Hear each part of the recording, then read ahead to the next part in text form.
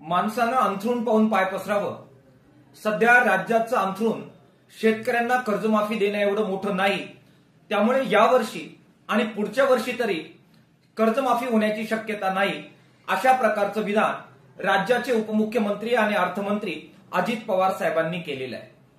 पुढे ते असंही म्हणाले की यावर्षी आणि पुढच्या वर्षी कर्जमाफी होणार नाही, मात्र शेतकऱ्यांची परिस्थिती पाहून कालांतराने आम्ही कर्जमाफी करू.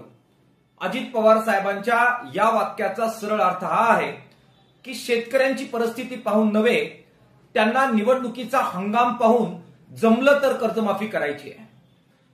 शेतकऱ्यांचं कर्ज माफ करण्याची ऐपत राज्य सरकारमध्ये नव्हती, तर निवडणुकीमध्ये मतं मागण्यासाठी त्यावेळी अंथरूण पाहून आश्वासनं द्यावीत असं उपमुख्यमंत्री, मुख्यमंत्री आणि त्यांच्या सत्ताधारी पक्षाच्या नेत्यांना त्यावेळी का वाटलं नाही, असा रोकडा सवाल या पार्श्वभूमीवर मला करायचा आहे. दुर्दैवानं शेतकऱ्यांकडून काढून घेऊन झालं की मग त्यांच्या तोंडाला पानं पुसायची, ही जी परंपरा भारतीय जनता पक्ष आणि त्यांच्या मित्र पक्षांनी गेल्या काळामध्ये सुरू ठेवलेली आहे, त्याचीच पुनरावृत्ती अजित पवार साहेब आणि देवेंद्र फडणवीस साहेब करतायत. मला आव्हान करायचंय शेतकऱ्यांच्या वतीने की त्यांनी दिलेला शब्द पाळावा. ज्या आधारावर आमची शेतकऱ्यांची मतं तुम्ही मागितली, ज्या आधारावर तुम्ही सत्तेवर आले, ते कर्जमाफीचं आश्वासन पूर्ण करावं. शेतकऱ्यांचा विश्वासघात त्यांनी आता तरी थांबवावा, अशा प्रकारचं आव्हान किसान सभेच्या वतीने आम्ही त्यांना करतो आहे.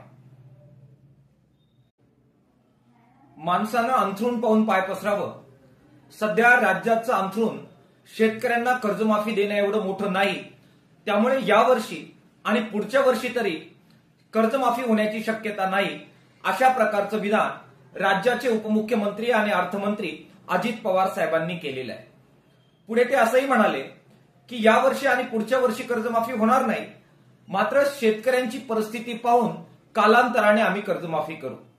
अजित पवार साहेबांच्या या वाक्याचा सरळ अर्थ हा आहे की शेतकऱ्यांची परिस्थिती पाहून नव्हे, त्यांना निवडणुकीचा हंगाम पाहून जमलं तर कर्जमाफी करायची आहे.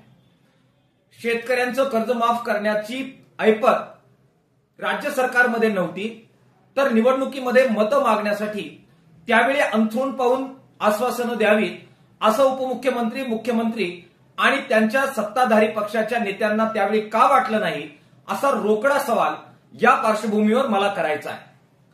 दुर्दैवानं शेतकऱ्यांकडून काढून घेऊन झालं की मग त्यांच्या तोंडाला पानं पुसायची, ही जी परंपरा भारतीय जनता पक्ष आणि त्यांच्या मित्र पक्षांनी गेल्या काळामध्ये सुरू ठेवलेली आहे, त्याचीच